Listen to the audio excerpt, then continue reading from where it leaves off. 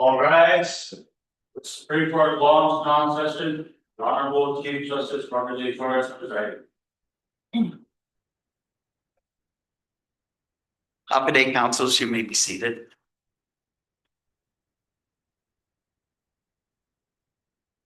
Will the clerk please call the case? This is Supreme Court case number CVA25-006, Port Authority of Guam Plaintiff Appellee, v. Guam Industrial Services, Inc., DBA, Guam Shipyard Defendant Appellant. Appearing for Defendant Appellant is Attorney George Neil P. Valdez. Appearing for Plaintiff Appellee is Attorney James L. Canto II.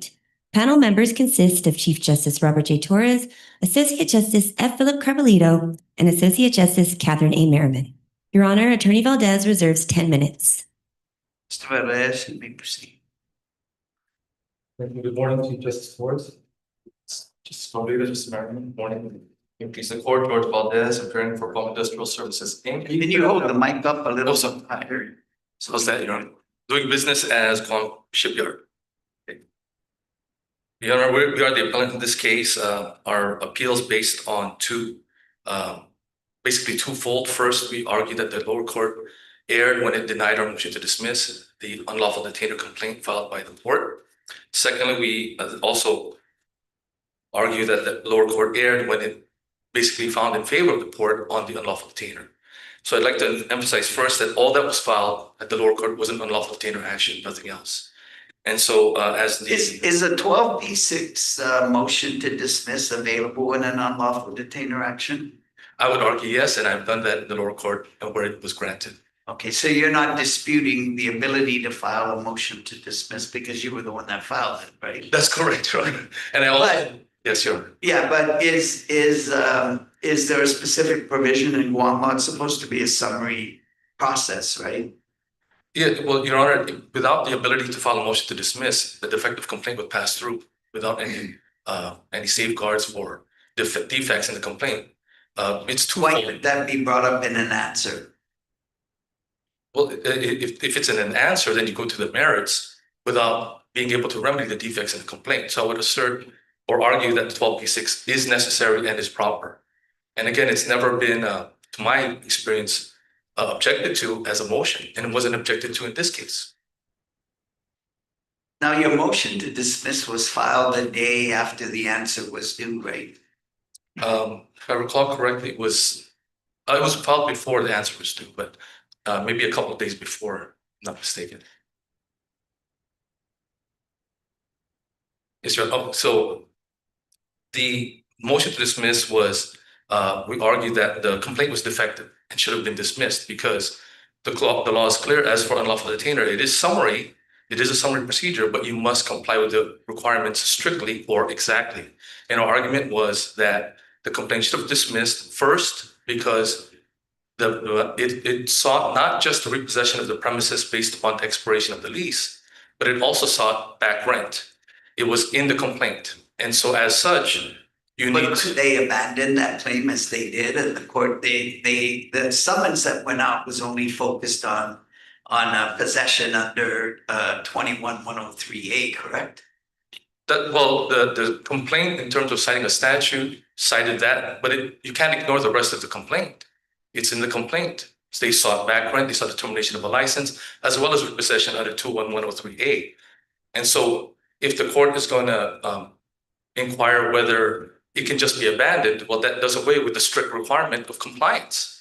Because what that means is in an unlawful detainer proceeding, you can just operate on the fly.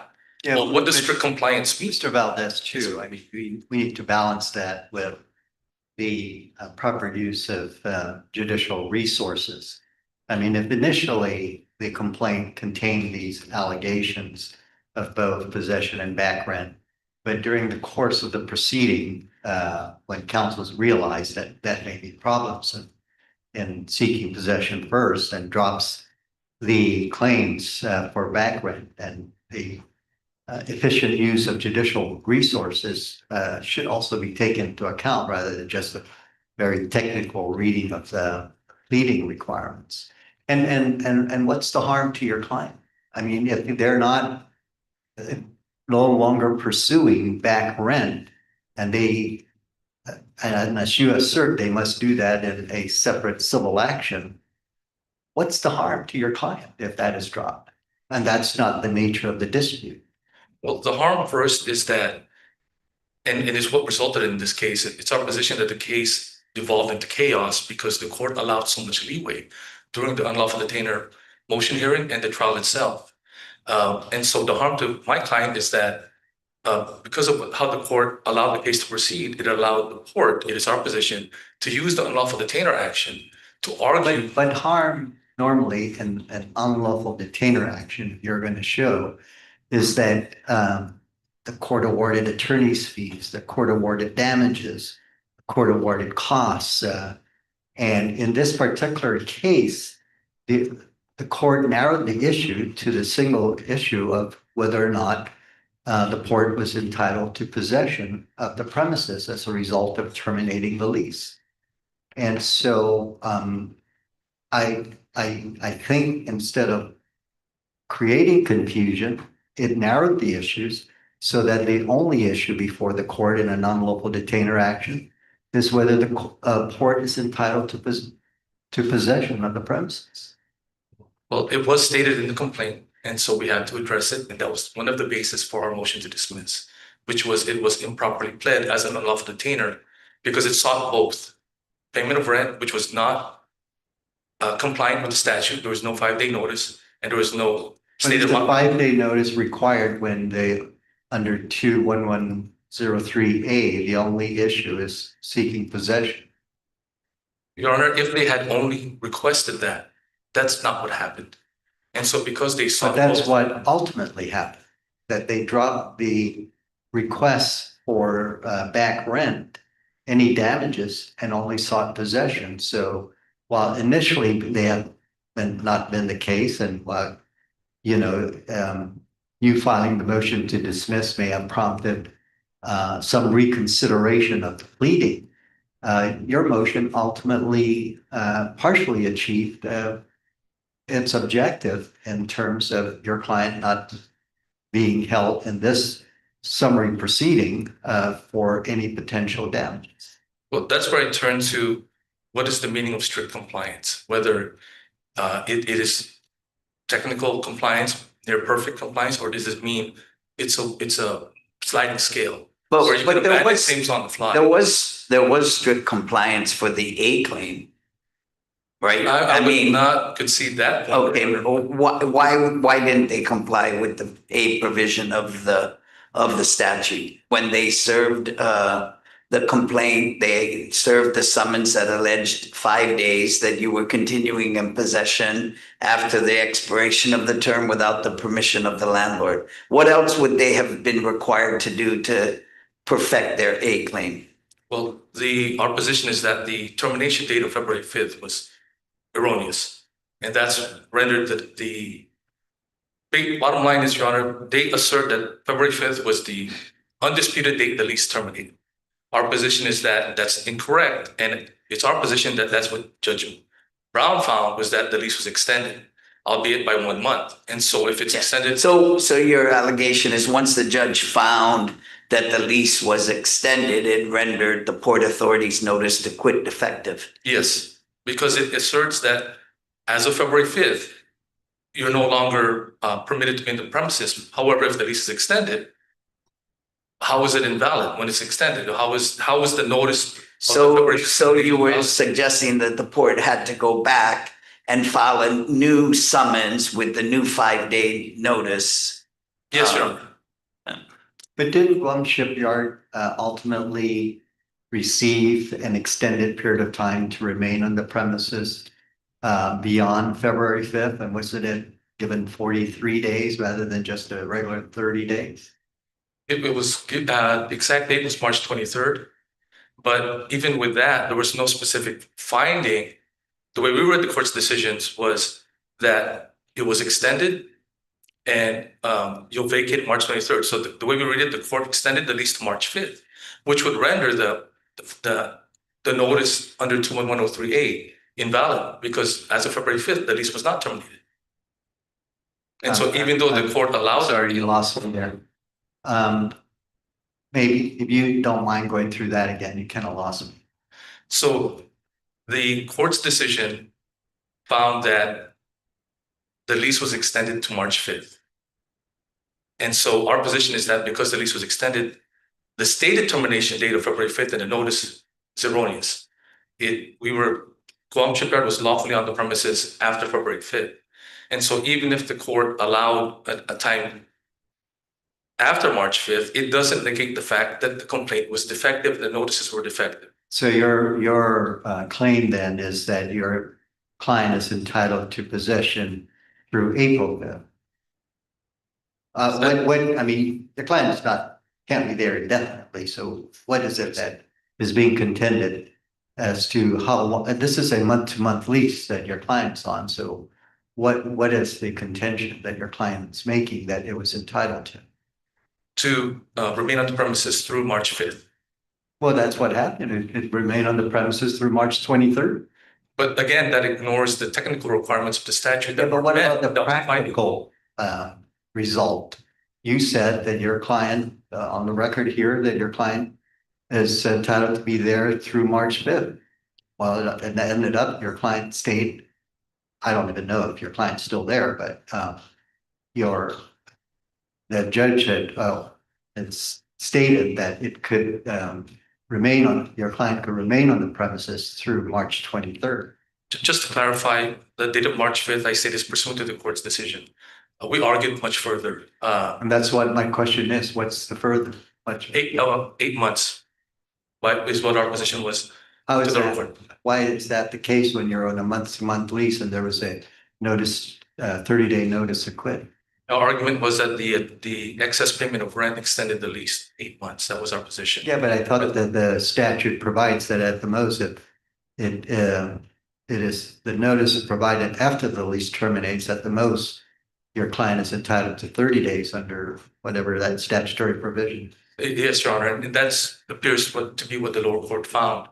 And so if can't win them all, Your Honor, so if the bottom line is it was extended.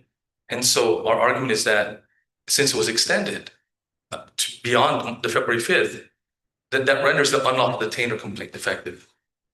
It's a technical procedure. So they would have to come back and reserve the notice to quit, is what you're saying, with the new date of March 5th. Yes. How was your client prejudiced by not having that summons or notice to quit reserved with the March 5th date that the judge found, considering that he gave him more time than even the March 5th date? If the motion to dismiss was granted, then the complaint would have to be corrected. Then this assumes the court is still going to proceed, or it assumes the court is only going to proceed on 21103A, because we also assert other claims. So that's a lot of assumptions. And so if they're going to well, the court was very clear it was only going to proceed on A. Right, but the complaint contained other but the court also made it clear they weren't going to pursue those remedies and in fact abandoned those claims. And you're saying they shouldn't have been permitted to do that? Yes, they should not have been permitted to just fix their complaint on the fly during the motion to dismiss hearing or argument and during the trial. Also, because it's an unlawful detainer, it has to be, for lack of a better term, simple and straightforward. You want repossession. By including all of these other claims, it then should have been brought as an ordinary civil action. But you can have a complaint under the unlawful detainer statute for the payment of rent, which requires, the amount that's due, but under the B provision. Yes. Right. But they also saw the termination of a license as well. Right. Which is not provided for under the unlawful detainer. California recognizes termination of a license under unlawful detainer. Our law does not. Right. And so you're saying we need a specific statute in order to allow termination of a license under a law. Didn't the license expire already? No, it did not expire. It was related. It was coterminous with the crane demolition project. Now, But what about the letter that you sent to the port on the when they gave the notice to cure default on the crane demolition contract, that you said the contract was terminated for cause? It was terminated. That letter was dated March 25th, if I'm not mistaken. That's well after our eviction. from all of the port premises, rendering the ability to even perform the crane demolition project impossible. But And so the that- license is a lesser interest in a lease. An unlawful detainer action allows summary possession of a lease.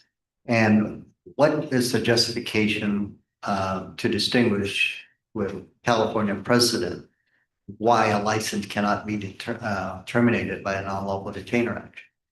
Well, the unlawful detainer action, because it's a summary proceeding, it should, again, must be complied with strictly. If you're only seeking repossession of the premises under a lease, that's fine. Then you could proceed under summary nature of an unlawful detainer. That's not what happened in this case, Your Honor. No, but I'm talking, let's talk about the license. If there is a license, as I understand the record, when the court issued the notice to quit, it's provided for the notice in reference to the premises. Sorry, there were two different premises here. And it also included all other properties that Guam Shipyard was possessing. So the license was also terminated by issuance of that notice. We would assert that it was not, it could not have been terminated within the unlawful detainer action. It should have been a separate No, complaint. but first, I mean, before going to court, there was a notice to quit and vacate the premises that sought to provide the proper notice to terminate the occupation of these properties under the lease agreement under the license agreement for the two different locations on the port. And when Guam Shipyard refused to vacate the premises after receiving those notices, and that's when the unlawful detainer action, as I understand, was filed. That's correct. That's the position of the port, that they exceeded or they were on the premises without authority.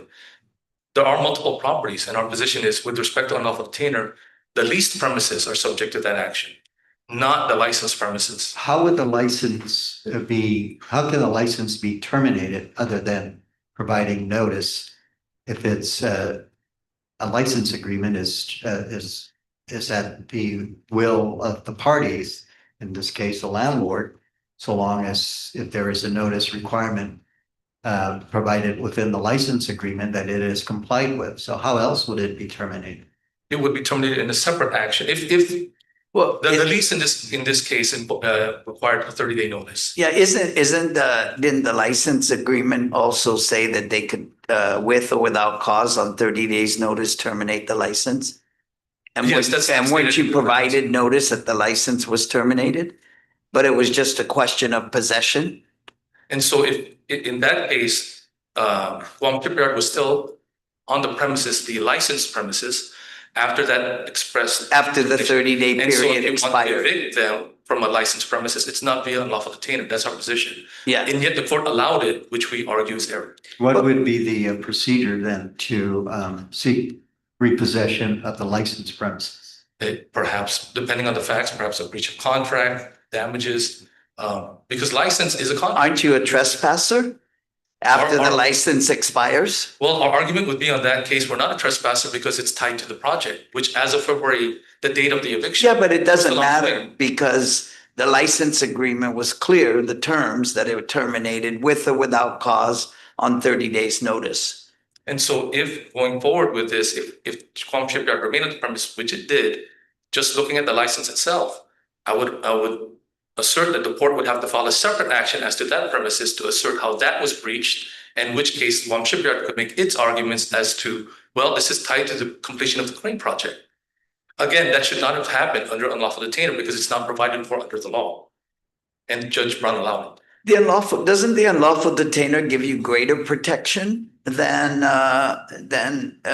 by going through the process of going to court as opposed to when a license terminates is a lesser interest and treating you instead as a tenant?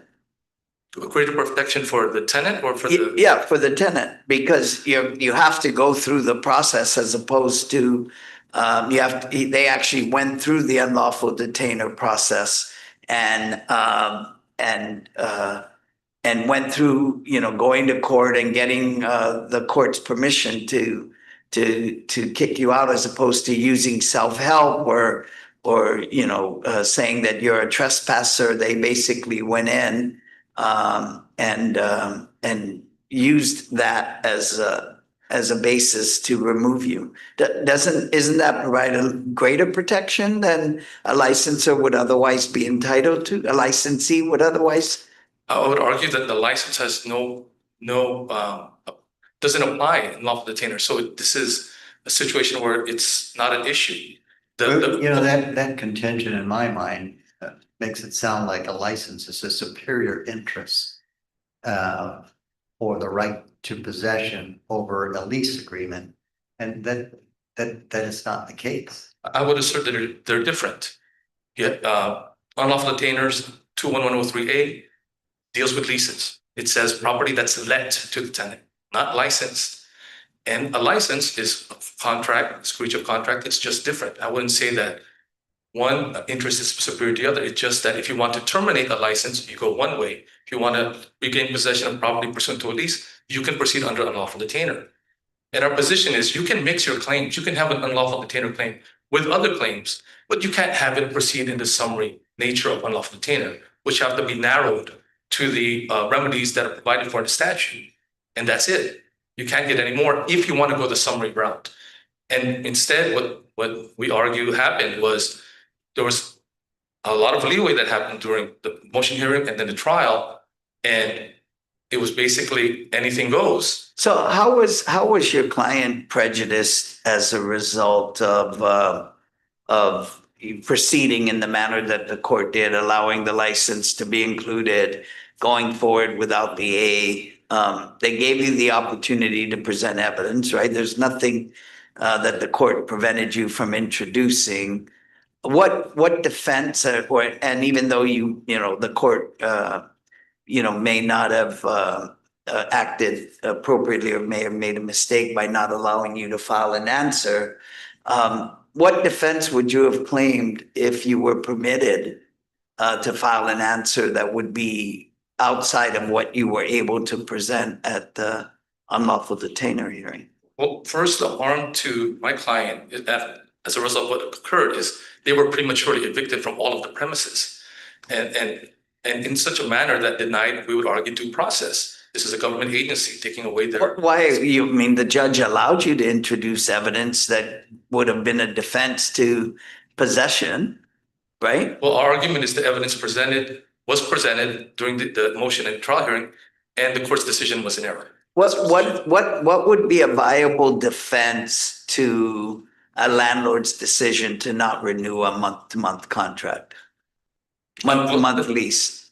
That issue didn't come up in the case, but if you would like me to answer that hypothetically. Yeah, I'd like you to answer that. No. I mean, I'm trying to understand what defenses you would have claimed if you were permitted to file an answer by the court to what would be a viable defense to the landlord's decision, said, I'm not going to renew your month-to-month lease. So if your honor's asking what would we have presented beyond what we were able to present during the hearing, it's hard for me to say now because we didn't have that opportunity. We proceeded directly to trial minutes after the decision without the opportunity to do anything. Did you object when the court announced it was going to a back-to-back? Well, throughout the proceedings, we did object. We said this needs to go as an ordinary civil lawsuit. But in terms of going, when the motion to dismiss was denied and the court said, I'm going to go to trial now, did you object to saying, no, judge, you can't go to trial right now? My recollection is not using those words, but I would argue we did object throughout because again, we didn't know what the judge was going to do. And so as the case was going, as I said, in an ad hoc manner, we were making our objections clear throughout the district. Try to explain to us the prejudice that your client suffered, and a specific prejudice that your client suffered as a result. Well, first, with respect to the license, we assert that it was prejudice for it to lose the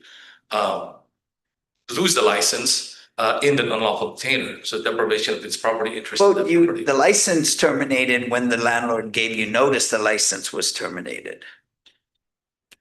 But You we didn't would lose be- it in the unlawful detainer. have an You lost it opportunity to as a defend. result of the landlord's issuance of its right under the license agreement to terminate it with or without cause on 30 days' notice, Well, which you don't deny, right? That they terminated it. they attempted to terminate it. And my position is that if it was done in a separate action, which it has to be, there would be an opportunity for discovery and motions, etc., which we were denied because of the way this case proceeded, with respect to the license. With respect to the lease, our arguments again go to the excess payment of rent, that it was extended. Again, the possessor, the right to possess Hotel Wharf, that other piece of property at the port, was prematurely terminated. We're basically arguing the port did not comply with the unlawful detainer statute, which must be complied with strictly. They did not.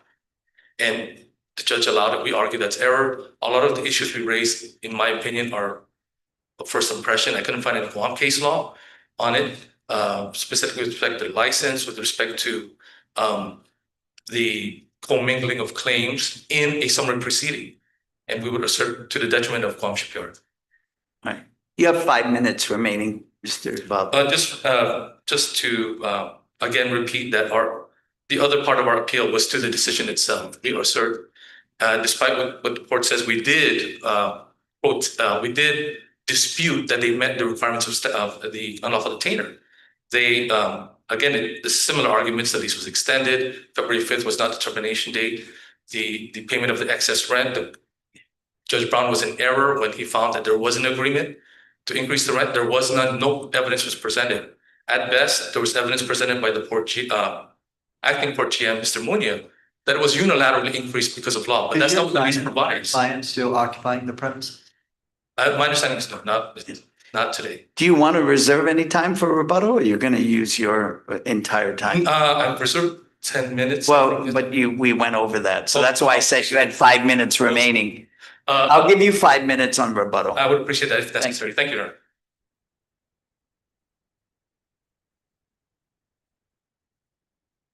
Mr. Canto? Was that correct in terms of the time? Because it's covered there, right? He had 5 minutes. He had less than 5 minutes. Okay, I just want to make sure. Thank you. Mr. Chief Justice, Justice Carbolito, Justice Merriman, may it please the court. I think it's becoming clear that this is a case where the appellant is attempting to use the tail to wag the dog. What's happened is that it's not enough for Guam Shipyard to say that because the port did not serve a 5-day pay or quit notice to the exact rent amount due, that the port could not recover on any claim that would purport to fall under 21 GCA 21103B. They're going further than that to say that because the port's unable to substantiate that claim under B, that therefore a fully proven and adequately statutorily noticed claim under 21103A is also invalid, and the entire complaint is invalid. Before we get into the notice and the validity of the actions, I want to talk first about the motion to dismiss. Once the motion to dismiss was denied, wasn't the court required under the rules to permit Shipyard to file an answer before proceeding to trial?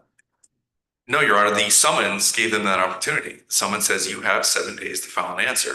They chose not to.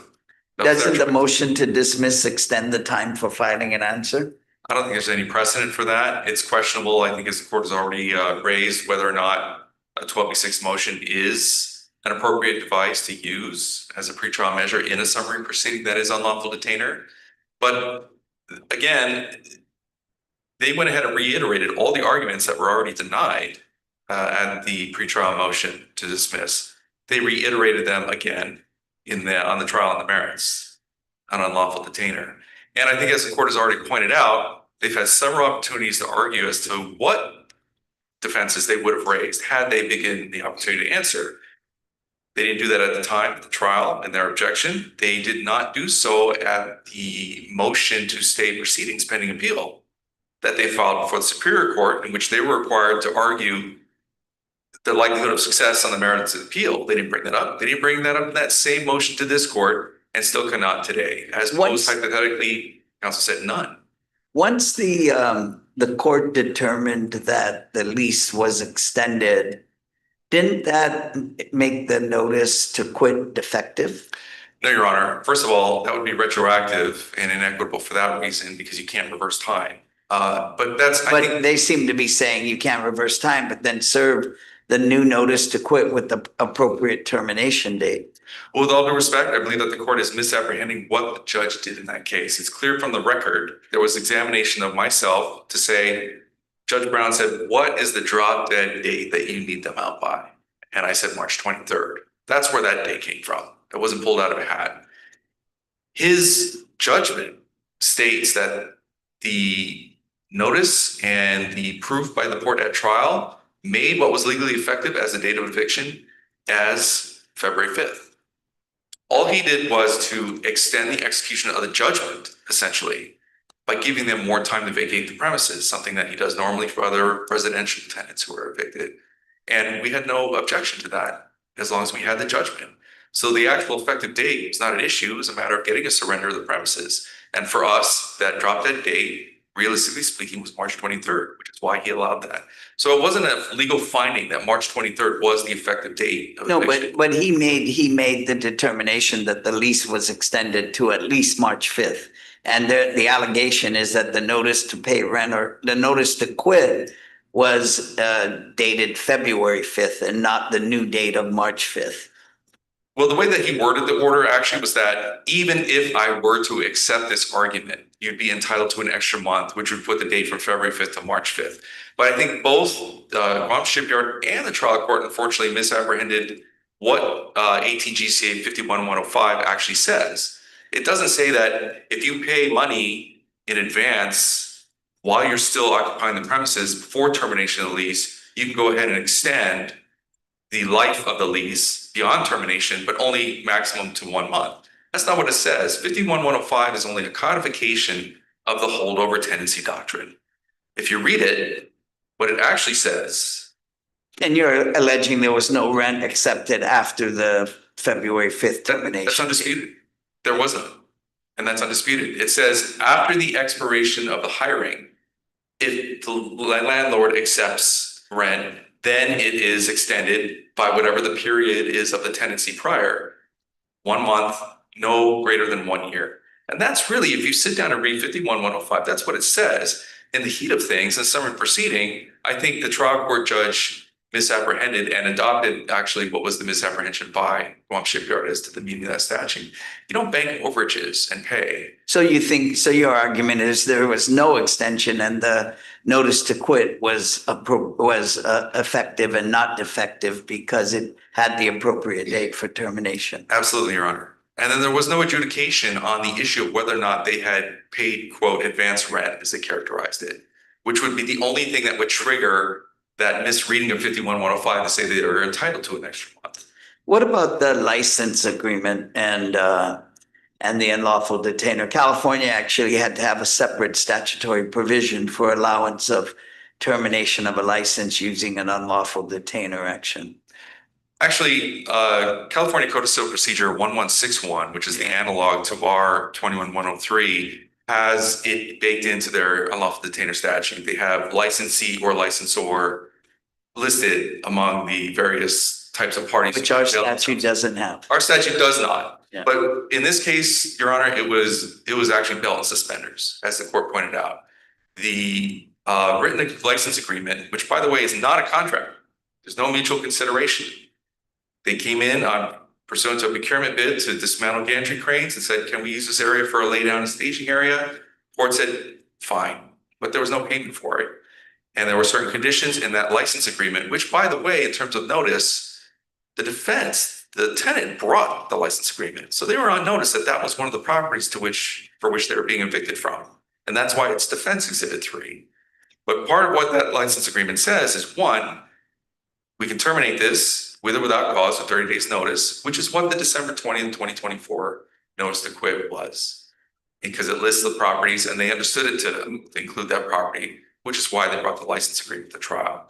Two, it says this license agreement will expire in May 2024. Wasn't even in effect anymore.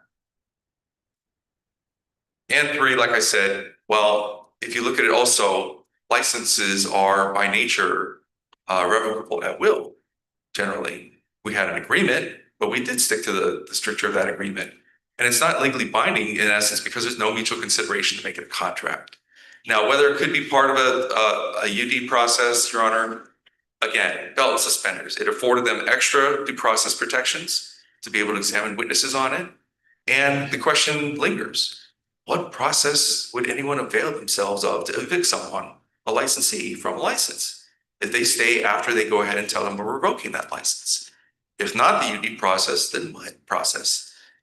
If none, that's fine. We covered our bases. We gave them that notice, the 30-day notice, and it's revocable. It's not a superior. It's not a possessory interest, as stated by counsel earlier, or real property interest. It's a permission to use land, and it's certainly not superior to that of a leasehold. And But they're clearly not a tenant, and the unlawful detainer statute identifies a tenant of real property. True, but that's a hyper-technicality, because again, then what process would a licensor avail themselves of, if anything at all? Especially in the case where it's Was not that something the legislature should fix? Possibly. But again, no harm, no foul. What prejudice was suffered? They had sufficient notice. They acknowledged such because they brought the license agreement and litigated that.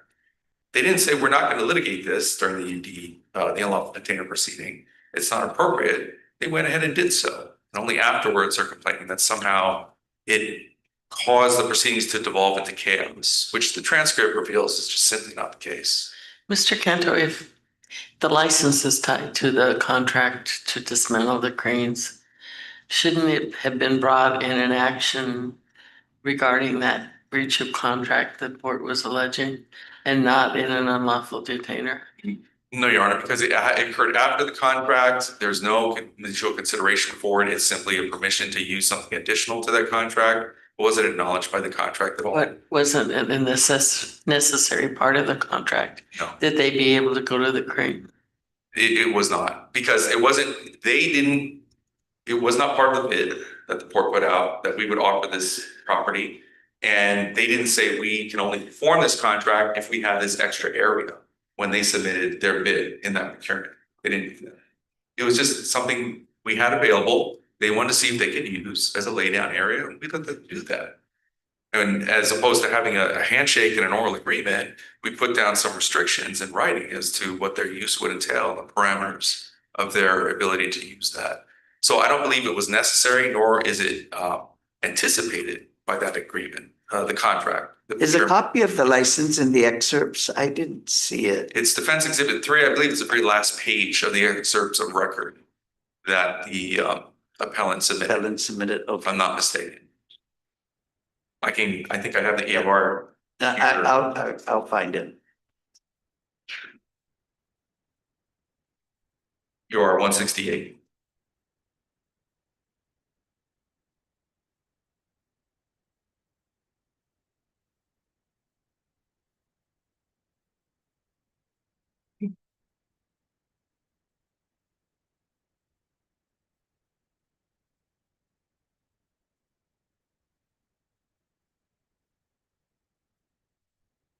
Yeah, 167, 168.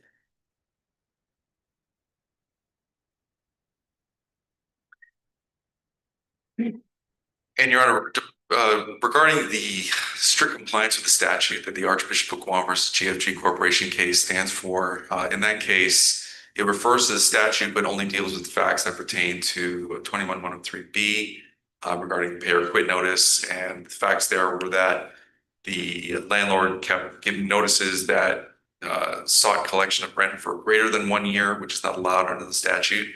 And if you understand, that's why strict compliance is so necessary, especially for subsection B, because if a tenant is given no amount of rent due on their pay or quit notice, they can't be sure if they're paying the right amount to be able to stay and prevent eviction. Does the conclusion of the crane dismantling project have an impact on the license? It's one of three that are pertinent to this case, and that's why I put it in. Granted, the letter did come after the trial. There was a notice of default by the port because there was inaction on that contract. And then the response to our notice of secure default was, well, we consider the project terminated. That's not disputed by Guam Shipyard.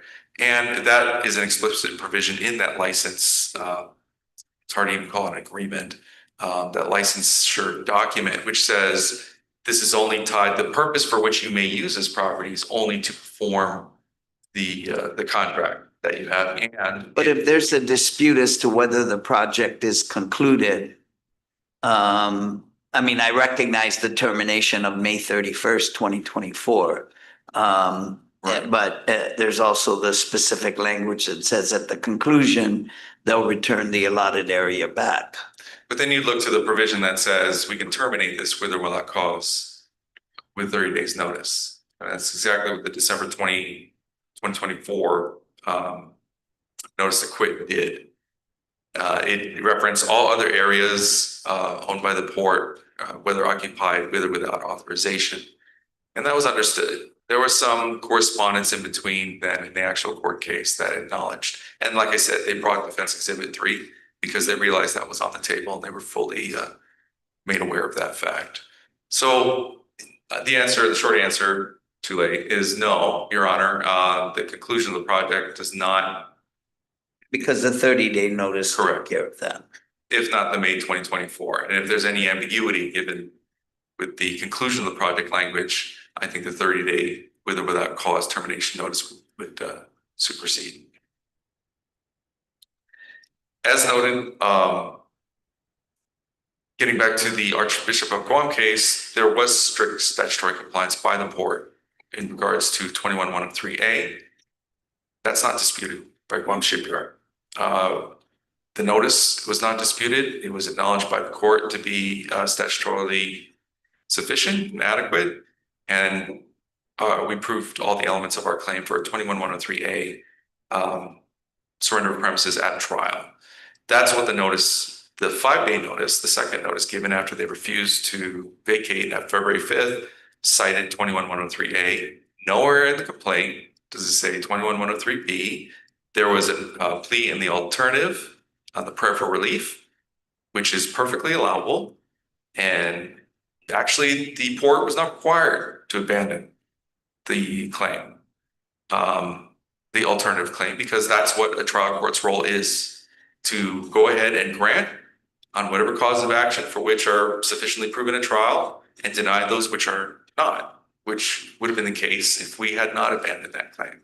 But we never invoked it at trial, never asked questions about it. In fact, acting General Manager Dominic Munia testified when questioned, is the port seeking back rent, unpaid rent, or arrears? And his answer was not at this point. And there's no prejudice suffered by Guam Shipyard or virtue of having one less claim to have to defend against. We did in fact abandon that claim. We did so at the motion to dismiss stage before the actual trial on the merits. And we did so multiple times, so they weren't somehow sandbagged at the end of the trial and say, oh, now you're not pursuing that claim. They knew going into the trial that that was off the table.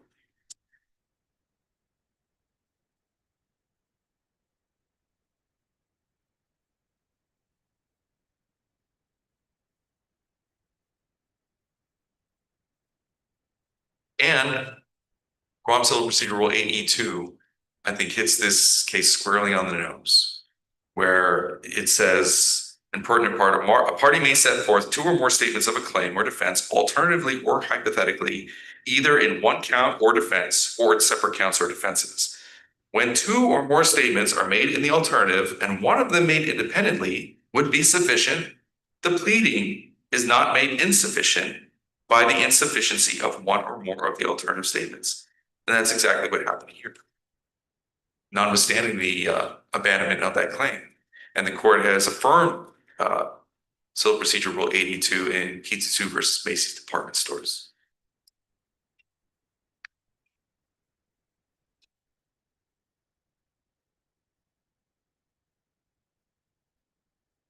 Also, another way to characterize the abandonment of that claim would be as an election of remedies.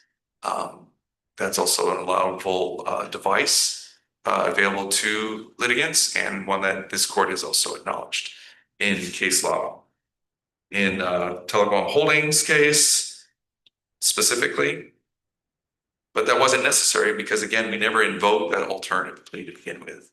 And when it had abandoned it before, it reached a conclusion in which maybe an election of remedies may or may not have been appropriate.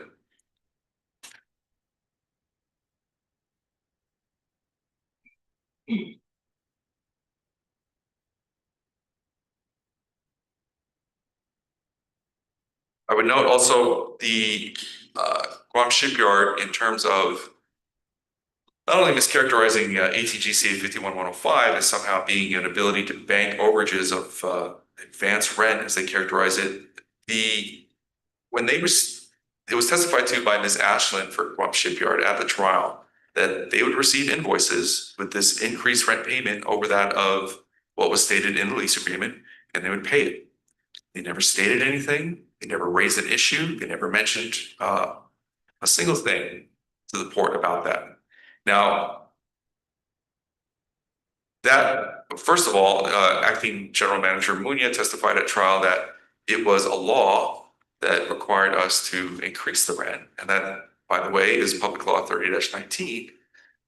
Whether notice was sent or not or received was not clear. Ms. Ashton said she didn't remember seeing one.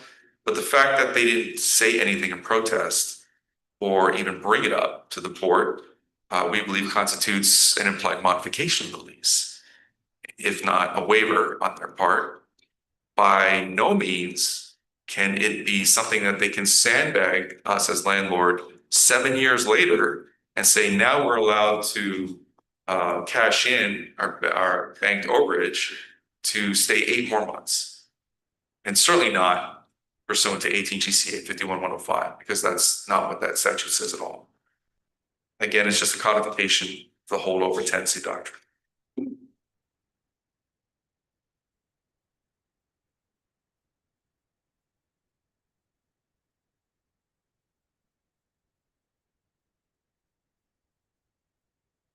Your Honor, I've run out of things to say. So as opposed to filling air with words, I'm going to concede the remainder of my time. Thank you. Thank you. Mr. Valdez, you have 5 minutes. Thank you, Justice. So, Mr. Valdez, what remedies are you seeking from this court? Well, first, the remedy we're seeking is to clarify or confirm the requirements of the unlawful detainer. Because as I mentioned, a lot of this first impression on Guam. And how would that apply to your client? Well, it would clarify it. Depending on how the court issues its opinion, it may render, this is where I'm speculating, it may render repossession. It's hard to engage in that kind of speculation. What might happen? How is your client entitled to repossession when the lease, their notices have been issued to quit and terminate the lease? The lease has been terminated. What right does your client have to repossession? Well, that would depend on whether that finding is affirmed by this court. The court finds it's defective, then that just starts the whole process over at the very least. Defective in what way? The fact that the termination date is in error of February 5th. If they're arguing the only basis of the unlawful detainer is 2173A, you have to do that correctly. First and foremost, the lease has to have expired. What about the argument that the notice was effective because the trial court, said if you were in, I want to speculate. Let me go get the exact language of the trial court regarding that. But essentially, it's that if it was extended, the most it could be extended is this, and not that it actually had been, and that the trial court relied on 18-51105, which does not provide, because they say they never accepted rent post termination. So the extension of the lease can happen. All the rent was accepted pre-termination, and the court's exact language. Thus, the lease, the latest date of renewal could be forced is March 5th, 2025. and the defendant would not be required to vacate the premises until March 23, 2025. So it seems like, you know, and then earlier it said, even if defendant was correct that excess rent legally forced a renewal, the period would be for an additional month. So it actually didn't make the finding that the lease had been extended according to the Port Authority, but that said, if it had, this would be the worst, and you're staying longer than would have been allowed anyways. But how do you address the argument that they never accepted rent post termination of 2/5, and therefore 18 GCA 510105 doesn't apply? Our argument is that this is tied with the payment of the excess rent of $1,050 per month. And by virtue of that. But then that's not this statute you're looking at. 18 GCA 51105 doesn't deal with excess rent paid pre-termination. We're arguing that in reliance on that statute, because the excess payment was made, it But would let's look extend at the it. statute. How do you argue that this is when you remain in possession and the lessor accepts rent from you after the expiration of the term? So was any rent paid after the expiration of the term? Well, it was paid in advance. This would be the argument. Yeah, but the statute doesn't talk about prepayment. And that brings up the issue of when did the lease terminate? Was it February 5th or some other day? And so it's to be frank, Your Honor, it's a question that has to be answered by this court. Did you object during the time that the port sent the notices of the rent? That's prior to my involvement in that case, so I can't answer that. I can't speak to that issue, but I did want to point out that first, with respect to the license and the crane project, they are tied together as stated by Attorney Canto. They provided notice of default after the eviction date, and that's when we sent in response the March 25th letter. Secondly, with regard to the issue of whether or not Guam Shipyard waived the issue of excess rent, we argued that there was no waiver because it would be a dangerous precedent for this court to allow a landlord to just summarily send a higher invoice, which was the only evidence that was presented, and by paying it, you have waived it as a tenant forever. None of the authority they cite in their opposition brief stands for that proposition. And again, it would allow landlords, if they're lucky enough to sneak in an increase via an invoice and it's ignored, well, then you're stuck with it. That's basically all I have. All right. Thank you, Mr. Valdez. Thank you, Mr. Canto.